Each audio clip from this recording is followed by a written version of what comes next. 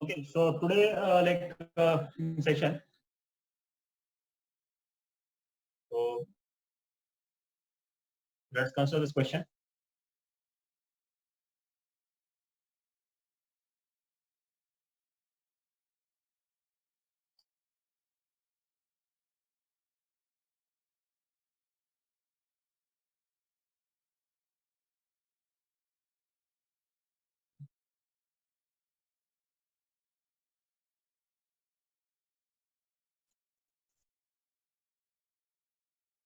So a bar is placed on another identical bar with the slight shift between shift of L naught, which is given to be 6.4 centimeters.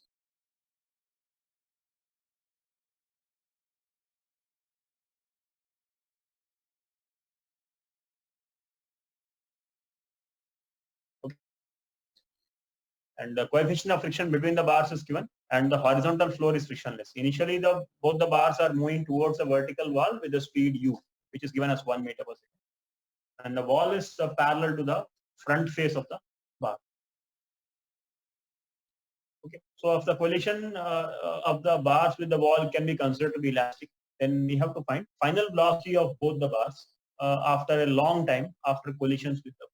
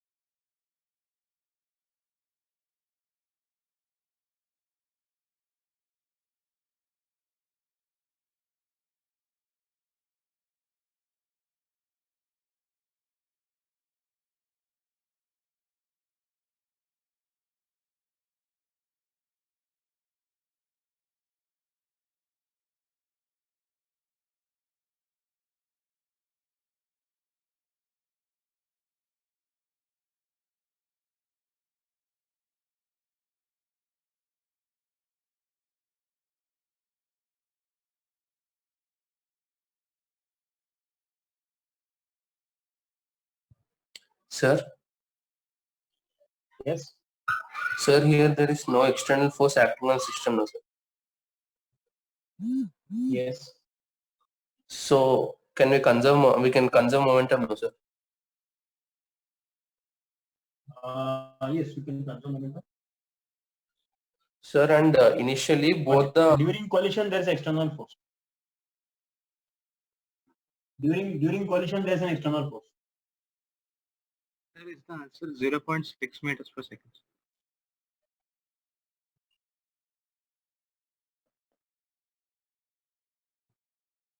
Sir, Yes. is the answer 0.6 meters per second? 0.6 meters. Like what? What's your method? Sir, after first collision of the upper what is, like plank, sir, or bar, sir, it will instantly change its velocity u in the other direction. Now, Okay. after after that, there will be mu g force on both the bodies. So till the time the second bar just doesn't collide, both will experience the same force. Okay. Because L0 is very small, so we can say that there is no point in between where they might stop itself.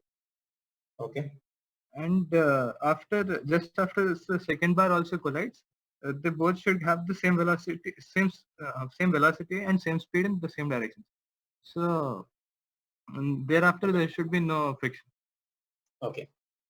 Yes. The situation will just get reversed of what it is like this.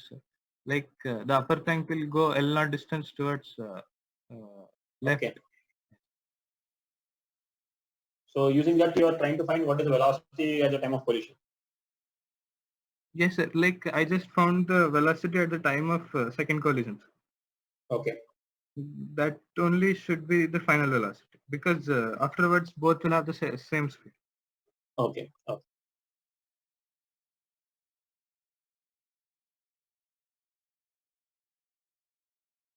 So, Yes. so like if we consider the motion of the blocks, then the friction on the upper block should be towards the left, and on the lower block it should be on the right, no sir? After the collision or before the collision? Before the collision, sir. Before the collision, there will not be any friction.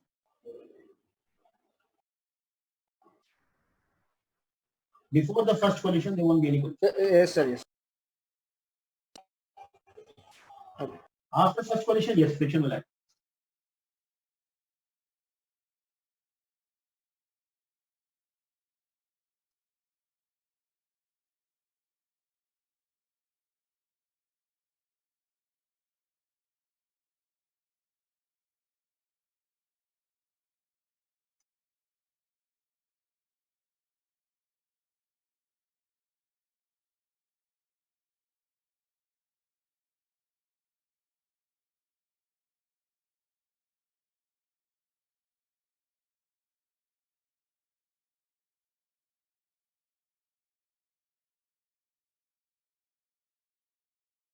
So is the answer 0.6, sir? 0.6. Okay.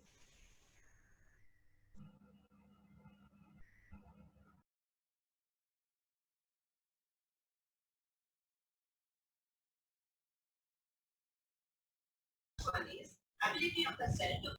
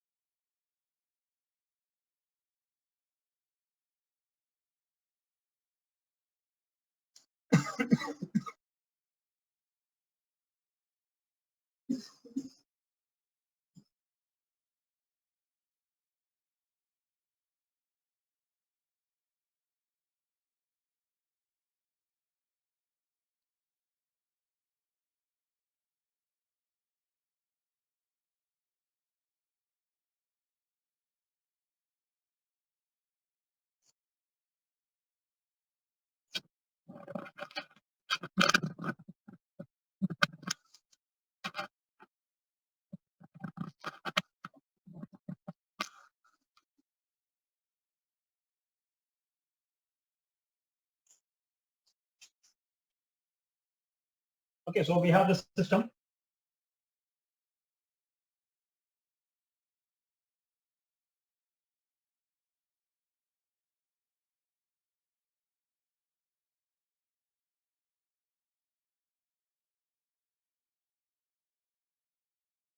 Okay, so both are going with same speeds.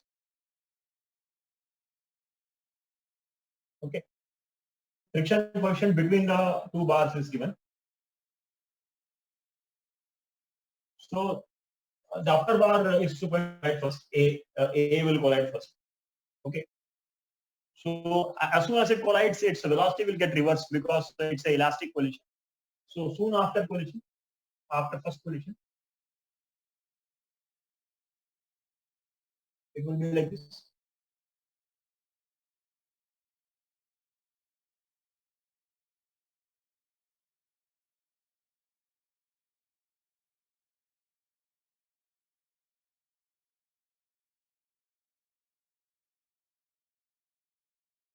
Okay, so soon after first collision,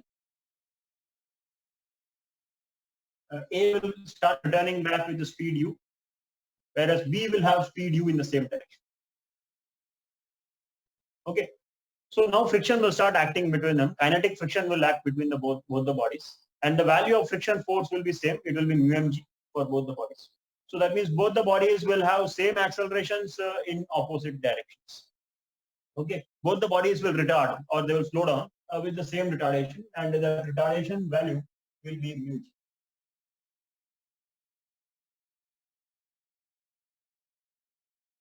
Okay, so since they have same retardations in opposite directions, so you can say that they will move the same distances in a given amount of, because they have same initial velocities. Okay, that means we can say that here by the time B is about to collide, B has to move a distance L naught. So in the same time, we can say A also has more distance L naught. Okay, so that means by the time B has more distance L naught, A also must have more distance L naught, and so it is going to be something like this.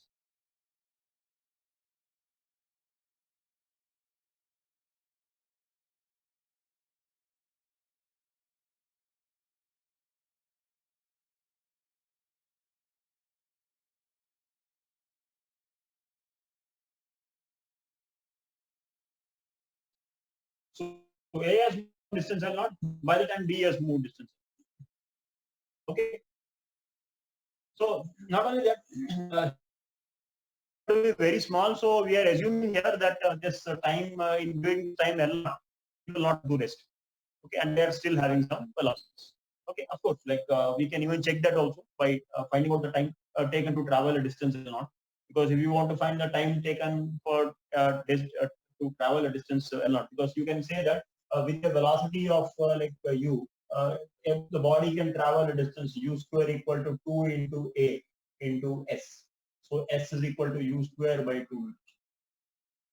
So this is a distance, amount of distance each block will travel before they come to rest. If at all there is no collision. Suppose if there is no second collision, and after the first collision they continue to move like with their respective accelerations, then this is a distance that each block will travel before they come to rest. Now you can by comparing the value of this with L naught. Okay, and most likely you will find that L naught is less than this. Okay, so which means that the body still have some velocities even when B is going to collide. Okay, even when B is going to collide with the wall. Okay, so let us consider that final velocity Bf when B is about to collide, we can consider Bf square u square minus 2 a into L, or that is u square minus 2 mu g into. This Bf can be considered to be velocity of B and of A. Velocity of B as well as A when B is about to collide. Sir, won't the distance between that points be 12 Yeah, not, sir, in third diagram? Won't where you wrote L naught, No, no. By the time B moves by L naught, A also will move by L naught. so with respect to B, A is moving by Following the point. 12 naught, no, sir. With respect Oh, yes, sir. Got to it, B, sir. yes, it is Got it, moving sir. by 12. Right? Yeah. Okay, sir. Okay, so final will be U minus 2 mu G into L naught for each body. This is a velocity just before second collision. Now after second collision. Sir, but why are we even saying that that distance will be L naught, sir? Why are we saying the distance will be L naught? See, that is because both the bodies, they experience the same retardation and they have same initial speeds. So in a given amount of time, they should travel the same distance. Okay, sir.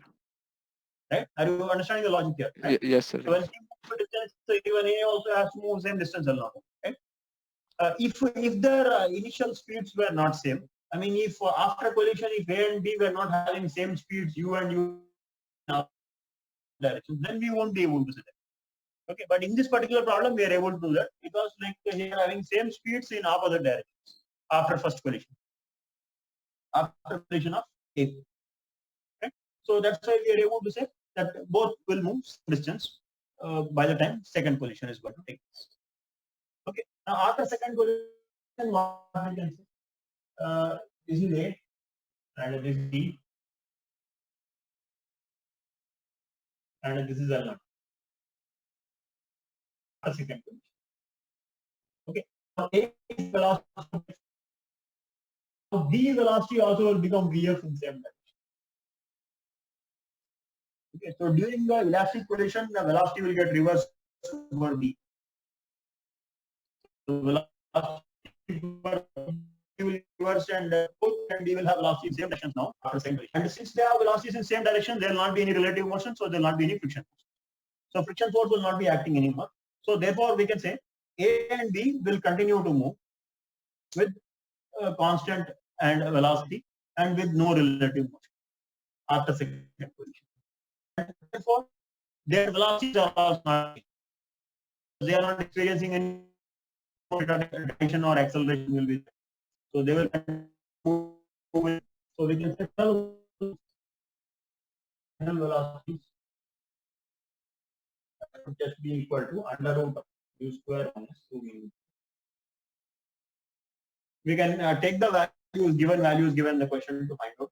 Value of u is given to be, I think, 1 meter per second, and L naught is given to be 0.66 centimeters, right? 6.4 centimeters. Right? So we can use those values here to find out what is final velocity. So if you do this, I think this comes out to be comes out to be 0.6 meters.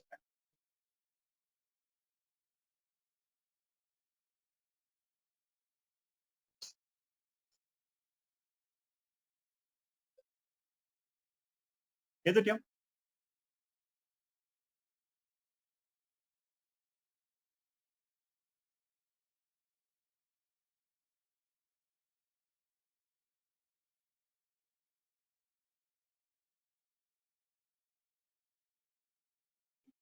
So for next question, this is a question we have.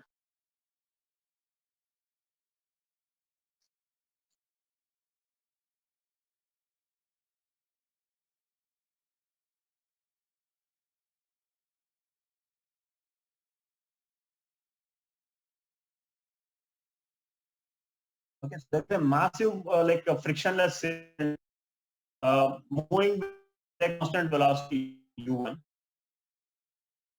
towards right, and it collides elastically with a small ball, light ball, which is moving with velocity u2 in opposite direction. Okay, and that small ball is moving in such a way that its velocity is perpendicular to axis of the cylinder. Okay, the distance between the line of a small ball and the line of motion of the cylinder is given to be d.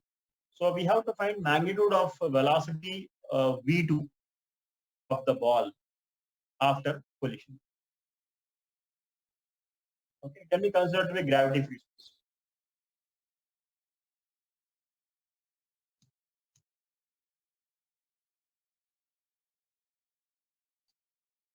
The radius of cylinder is not given, sir. Yes, Radius, okay, R is there, yes. radius is R. Yes.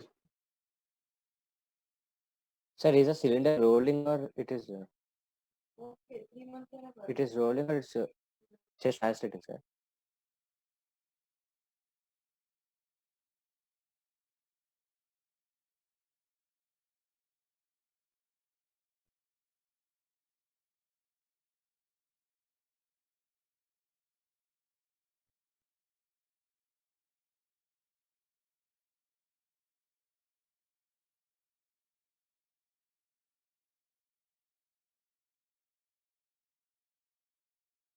Sir, is a cylinder rolling or translating? The cylinder is translating and initial velocity is u as shown in the diagram. Okay, sir.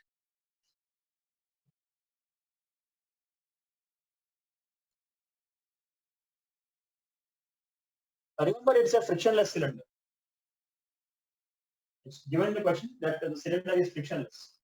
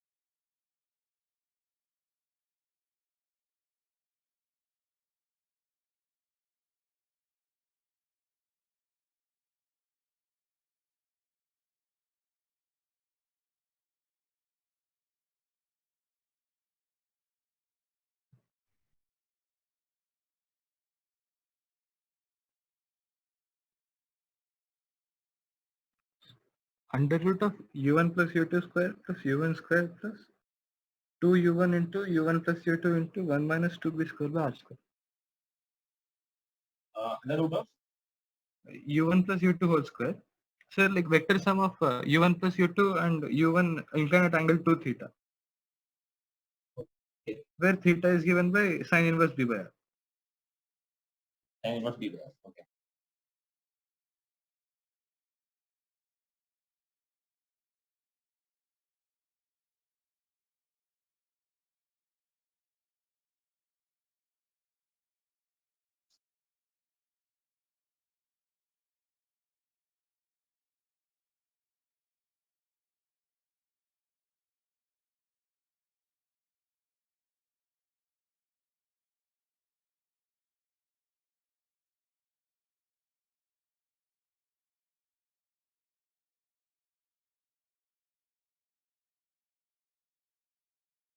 Sir, Yes. sir. So like this small mass will intersect will hit the ball no, sir, will hit the cylinder no, sir. So we can take the restitution equation along the normal of the cylinder, Yes. Yes. and Yes.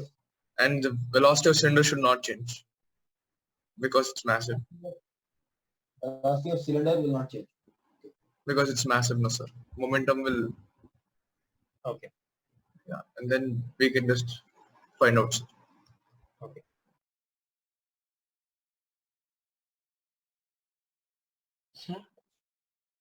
Sir, Yes. sir, since the cylinder is massive, so the speed of the cylinder doesn't change, magnitude of velocity doesn't change. Yeah. And the energy is conserved now, sir. So can't we say that the final velocity magnitude will also be u2? Final velocity also will be u2. Why? Magnitude, sir, magnitude. Why u2? Because energy is also conserved now, sir. Collides elastically. energy is conserved, but the thing is, like when you're saying that cylinder is massive and you're assuming that like its speed will not change. But the fact is that there will be a slight change in the speed which you are neglecting. So that's why like you cannot simply say that velocity will be uniform. So why are we not considering that small change in speed in the restitution equation, sir? Why are we not considering? The small change of speed or velocity in the restitution equation, sir. Because that the change is very small when compared to change in speed of your second ball.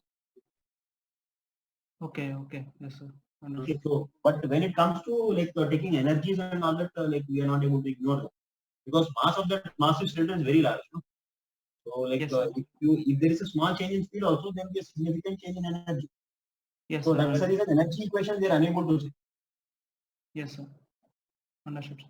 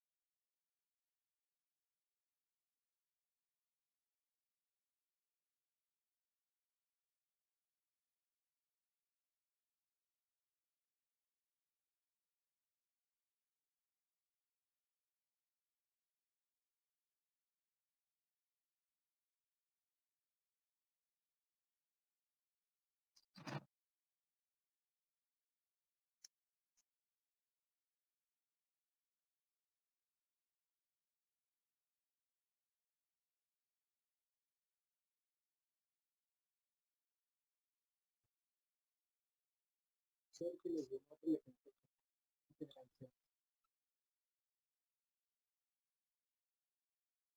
so here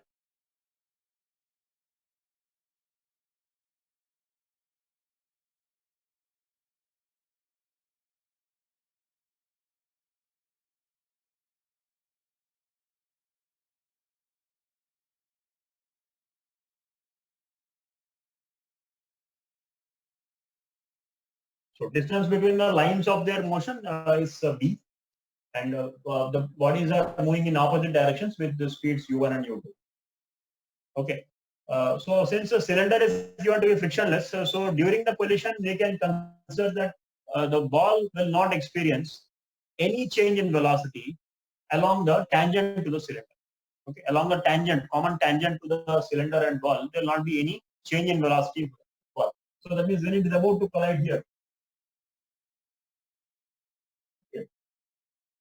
So suppose this angle is theta. Okay. This is also theta. So angle theta can be considered to be sine inverse b by r.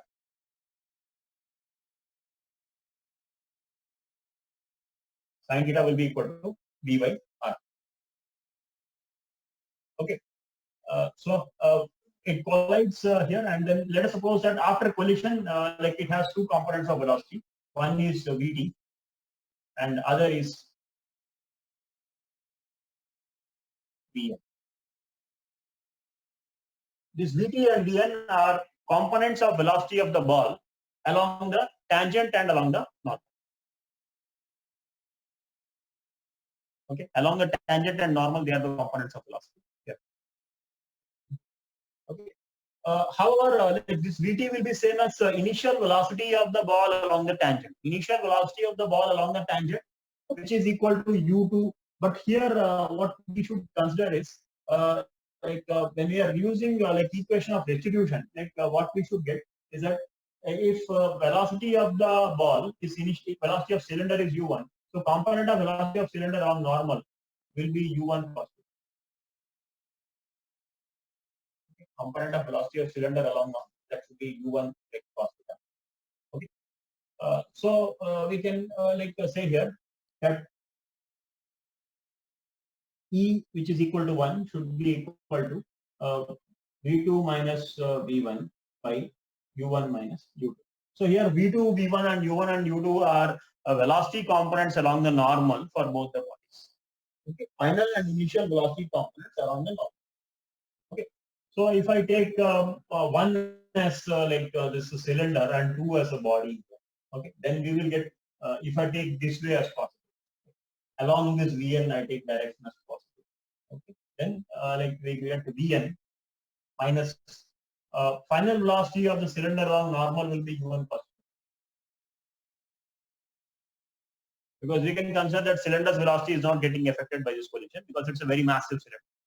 Okay, its mass is very high, so we can take its velocity to be along normal. It is u1 cos theta by u1 minus u2. U1 is like velocity of cylinder along the normal, which is u1 cos theta. Okay.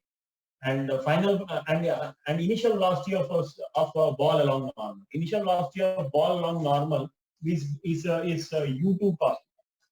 It is u2 cos theta and it is directed in the opposite direction. So it is minus u2 cos theta. It is not in the positive direction, but in the negative direction. Okay, so this must be equal to 1. So we get one equation, Vn minus u1 cos theta is equal to u1 cos theta plus u2 cos theta.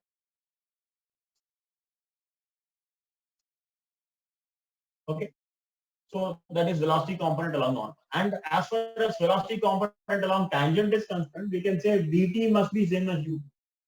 Velocity component along the tangent for the ball finally must be same as velocity component along tangent initially. Okay, velocity component along tangent initially will be u2 sin theta. Component of u2 along the normal is u2 cos theta, along the tangent it should be u2 sin theta. So this should be u2 sin theta. Vt is u2 sin theta, and we get Vn is equal to Vn comes out to be 2u1 cos theta plus u2 cos 2u1 plus u2.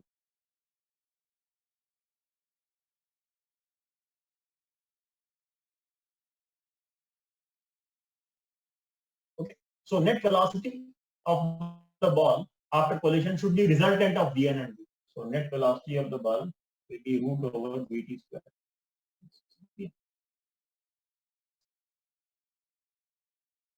That we can get by taking root over these two, which will be equal to root over 2u1 plus u2 whole square into cos square theta plus u2 square sin square plus u2 square sin square. Okay, so this will come out to be something like 4u1 square plus u2 square plus 2u1 u2 cos theta into cos square theta plus u2 square sin square. 4u1 u2 cos square. 4u1 u2, yeah, 4u1 u2. Okay, so we have u2 sin square theta, u2 square sin square theta, and we have u2 square cos square theta.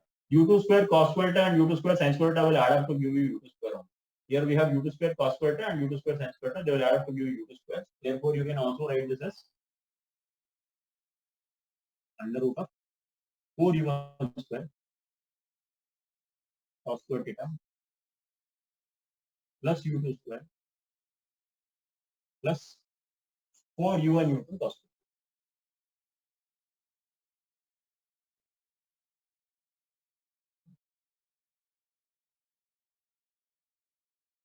Okay.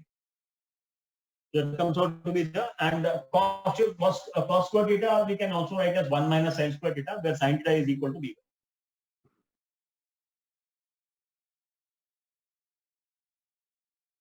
Right.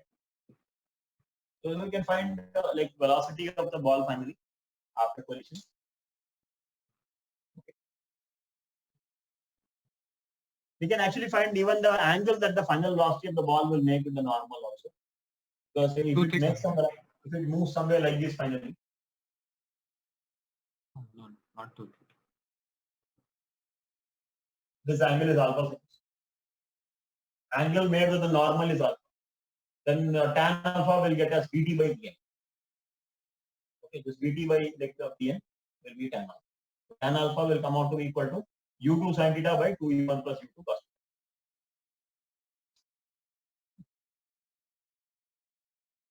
So we can do it in cylinder reference frame also. Yes.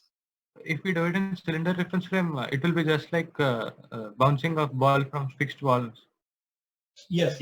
That also we can in cylinder reference frame we can just consider like what is the velocity along the normal and along the tangent for the ball, and the velocity along the normal will get reversed, and velocity of tangent will remain the same. Yes, sir. So it will be more like a light coming and like reflecting on that point. Yes, and in fact, what angle like at what angle relative to the ball, relative to cylinder, the ball is incident at the same angle it will be yes. like moving up after, but the angle like relative to cylinder that you get will not be theta. Yeah, with relative to The cylinder, angle of incidence relative to cylinder will not be theta if you are taking like in the cylinder. It will be theta almost because both it will be u1 plus u2 like inclined angle theta. Again, it will become u1 plus u2 almost. u1 plus u2 and velocity will be u1 plus u2 theta only. Yeah. Yes. So, yes, in cylinder reference frame it should be theta length. In ground reference frame, it will again change to some other value. In ground reference frame it will come out to be different if you are taking the final velocity. Yes, sir. Final velocity will be different.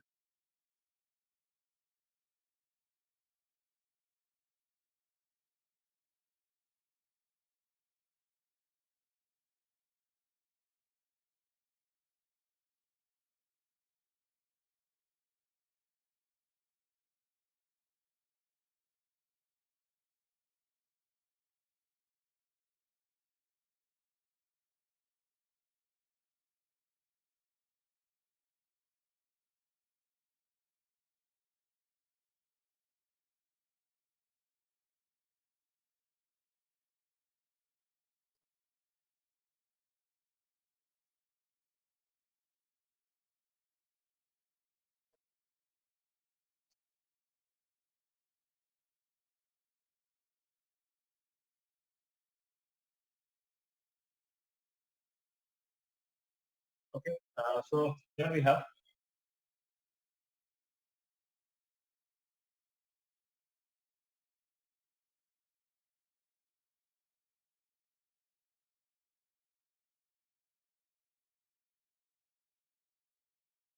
so in free space, a shell is like flying towards a large plane surface with the initial speed u perpendicular to the surface.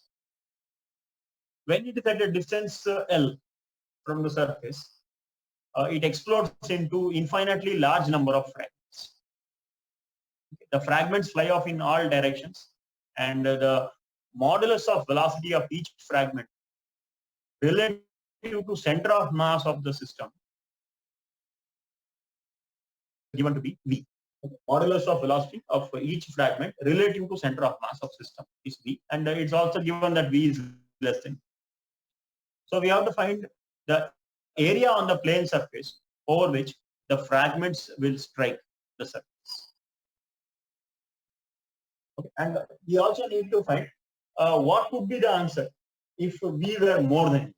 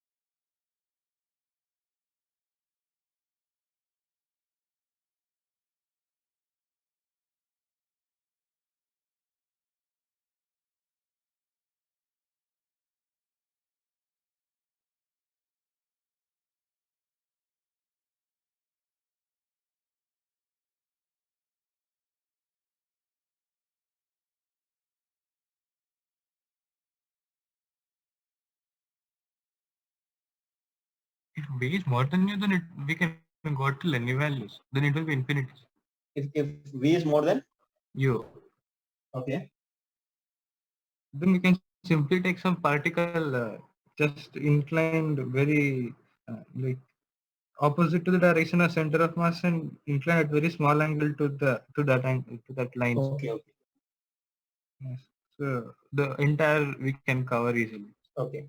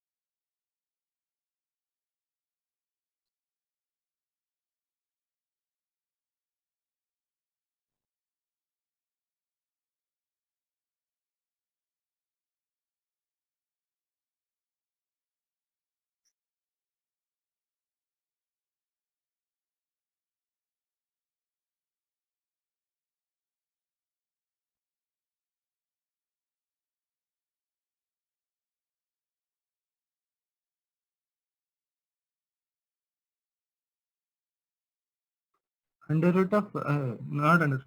LV by under root of q square minus v square. Otherwise into pi. Under root of?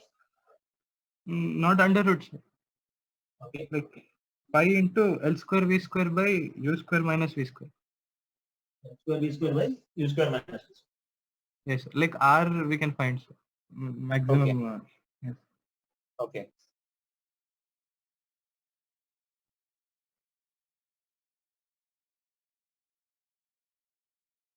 Even from this expression, we can say that if V is more than u, it is not possible.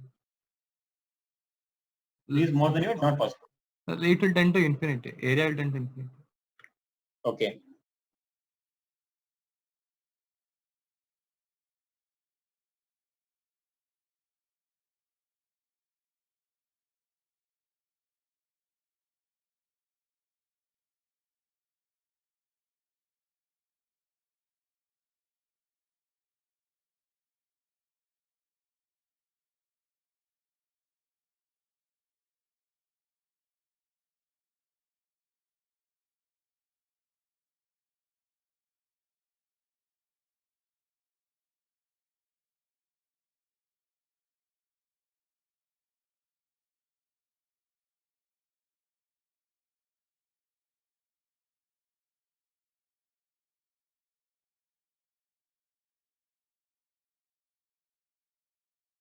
Sir,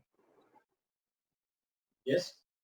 in both the cases, I'm getting all the fragments will hit all the planes, sir. Like they'll. Okay. In which case you are getting it? If V is less than u, sir. If V is less than u. Okay. In that case also, if V is greater than u or less than u, in both the cases, I'm getting the full plane will be covered, sir. Okay. Because V is with if a respect to particle is center. moving, make V is with respect to center of mass. Huh? yes, In the question because it is it is given with that respect to V is center of mass. related to center of mass of system. Okay, sir. Once I think again.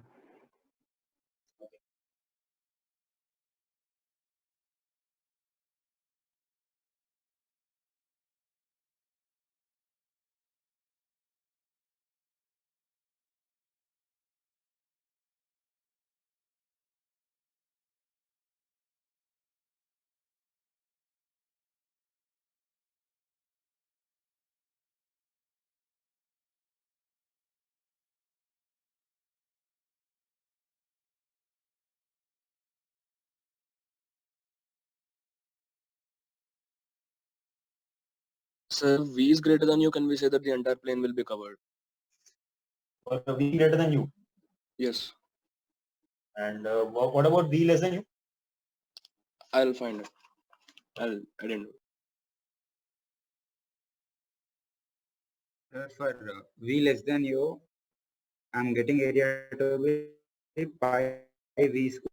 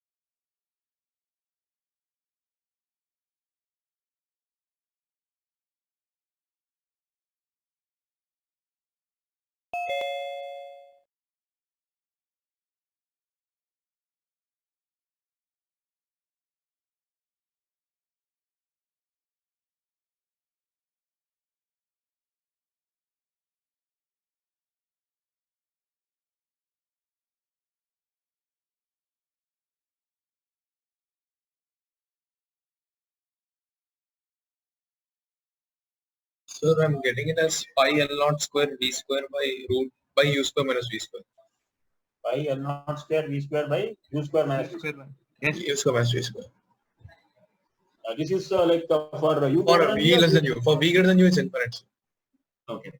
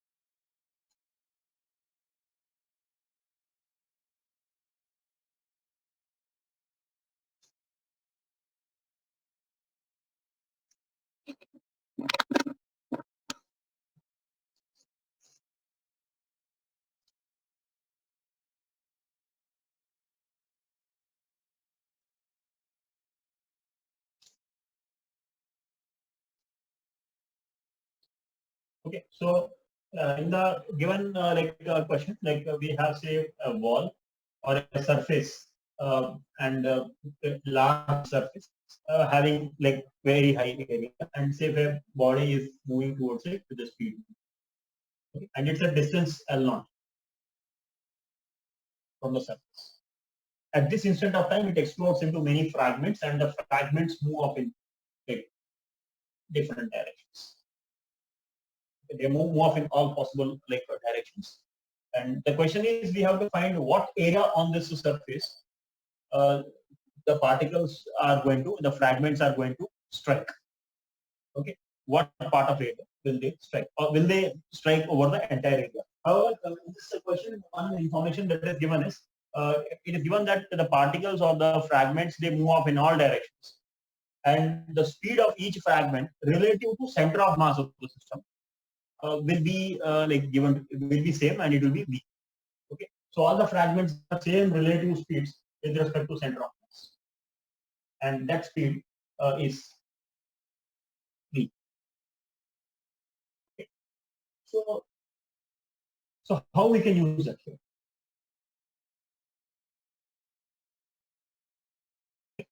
So what we can do to use that information?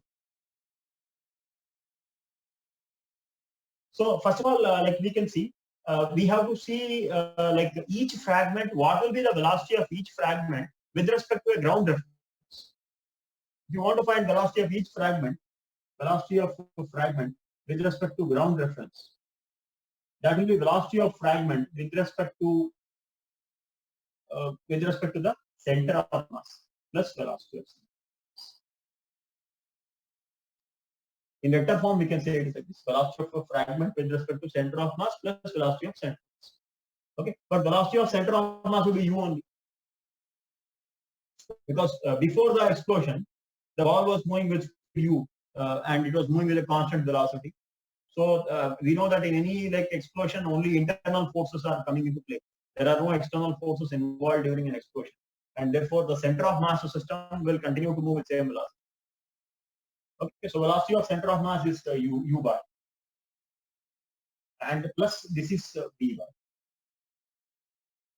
Here I am representing v bar as v bar is relative velocity. This is relative velocity. Relative velocity with respect to center. So I will take resultant of relative velocity and u bar to get velocity of the fragment with respect to the ground. So suppose this is u bar. Okay, and if this is v bar, it could be this way also. Okay, or it could be something like this. Many possibilities are there. Okay, however, I'll take a general case. Okay, I have to add u bar and v bar, and I think one of the possible way of adding u bar and v bar to vectors is by using triangle law of vector addition. Okay, so if I use triangle law of vector addition, I'll put v bar vector and then add them. And in order to add them, I'll take the third side of the triangle, closing side of the triangle from the starting point to the terminal point. Yeah, so this should be the resultant of u bar.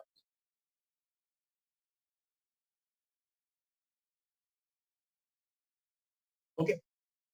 Now it's given that v is less than u. Like in the first part of question, we are given that v is less than u. So let us take this information v is less than u, and by using v is less than u, we'll try to see what we can do in this case. So if v is less than u, then when you are trying to find resultant of these two vectors u and v, okay. So you can imagine like this. Your vector v can be like this. It can be directed like this, or it may be directed this way, or it could be directed this way. There are several possible ways in which your vector v can be directed. Okay, so in all cases, whatever the case may be, okay, but you will definitely find that the maximum angle your u bar plus v bar vector will be this angle alpha. Okay, let us suppose that u bar plus v bar makes a maximum angle with the x-axis or with the direction of u bar. It makes a maximum angle of alpha with the direction of u bar. Okay, now that angle alpha we can find out by just taking v bar as v bar is directed in such a way that the resultant or the closing side of the triangle is perpendicular to v.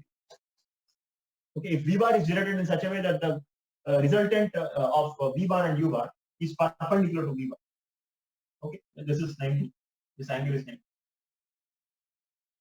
Okay, in this situation, you will be able to see that angle that this line makes with the direction of u bar can be considered to be the maximum angle that the resultant of u bar and v bar will make with the initial direction of u, or with the direction of u bar. Why we can say, or how we are able to say that this is the maximum angle? Why? Because see, whatever you can think of there can be a possibility that you can draw V bar in any possible way from here. It will have same magnitude only. The magnitude will not change. Say suppose this is your U bar. And starting from this point as center, you can draw V bar like this, or you can draw V bar like this, or this way. So they all happen to be with the same length, okay? Because V bar has a fixed magnitude here, okay? So with same length, you can think of here. So you can imagine a circle drawn over here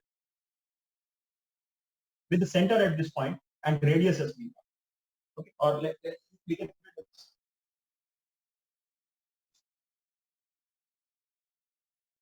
If you consider this way,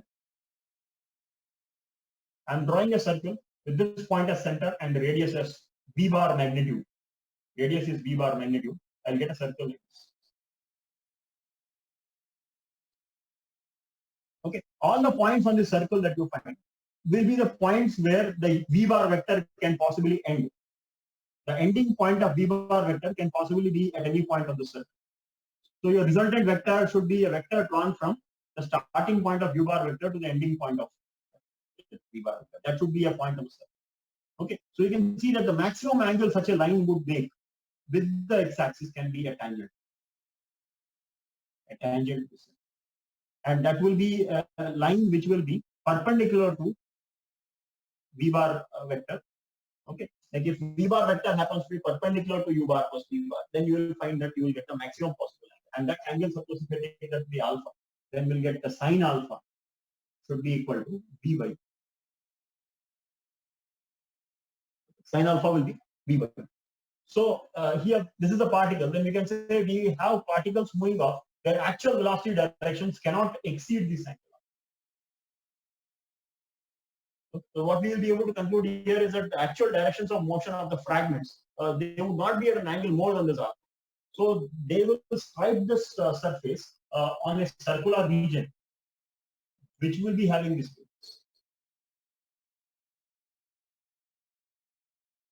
Okay. So you can imagine a cone. Imagine a cone like here with this as the base. Base is a circle of radius r, and this is a slant like the surface. And the semi-vertical angle for that cone is alpha. Okay, so the radius of the circle r, which you want to find here, that we can consider it to be L0 tan. You know, sin alpha is V by U, so tan alpha we can find. So tan alpha will be equal to V by root over U square minus V square. So it will be L0 into V by root over U square.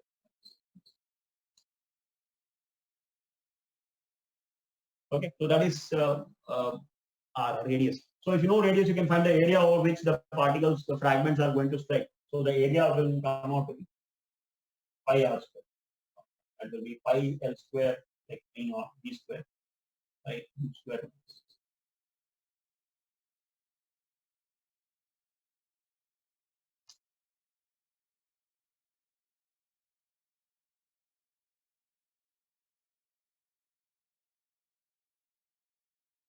Is it here? So here we have used the condition that U is like more than V or V is less than U. Okay, but in the same question it was also asked like what will happen if V is more than U? That is, if relative velocity of the fragments, if it is more than center of mass velocity. Okay, so in that case you can clearly see here that sine alpha, which is V by U, will come out to be more than 1 if V is more than U, which is not possible. Right? That means like you will not get a maximum angle actually. The maximum angle will just be pi by 2. You can basically the particles or the fragments can go and strike possibly anywhere on the surface. So there is no limited area, or there is no fixed area to which they will be confined to only. So they may strike at any point on the surface. So you can say the entire area of the surface will be exposed to the fragments.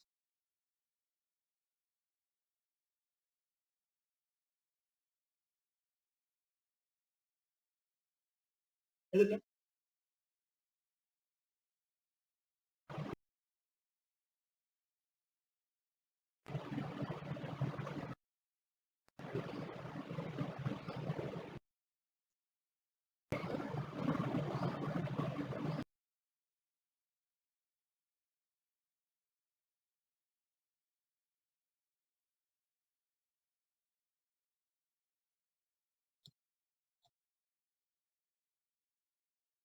Okay, so any doubts on this?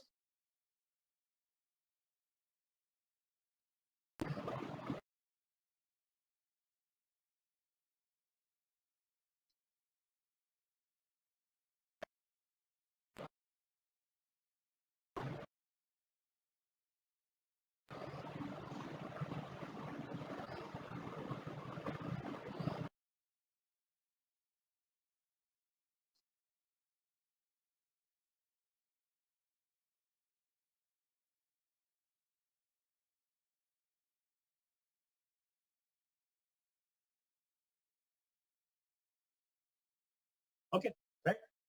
So like with this, like we will bring an end to the session today. So we'll continue like in the next session.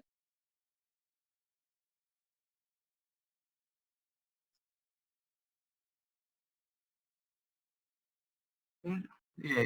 Yesterday, like we were discussing in polar coordinates, sir. Yeah. If we are talking in 3D, sir, how do we define them, sir? How do we define like in 3D? Yes, sir. Like Actually, in 3D we don't have polar coordinates actually. 3D we have a different set of coordinates. We call that as spherical coordinates. yes, sir. Like r, theta, and phi, no, sir. Yeah, r, theta, and phi. But then, so- how do we use the same notation there also, sir? See there, what we can do is like we'll consider that we have one particular direction, x direction. In x direction, how your like r will vary or theta will vary. Your x coordinate, like x coordinate, like if you want to define how it is varying. And similarly, if you want to like at a particular point, you want to consider in the xy plane how it is varying. And one is z component. So if you are considering one is your radial direction in xy plane, and another is the azimuthal direction. Okay, and the third one can be considered the z direction. And those three directions, you can differentiate the change in potential energy by small changes in r, or you can consider a small changes. You can say suppose angle made by the position vector with the z axis. Suppose that is some phi. Yes. Okay.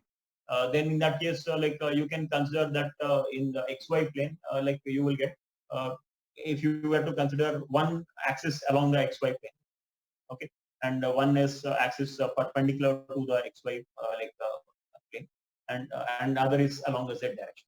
So these three directions you want to. Okay, so then along each direction, you can consider, because like here x, y, and z variations we have to express in terms of r. Like say if you are considering any points x coordinate, okay? So x coordinate of that point will be the z coordinate will be r cos. Yes. And it's if z coordinate is r cos phi, okay. Then at the same time you can also say a distance of that point like from the z axis, okay, that will be r sin phi. Yes.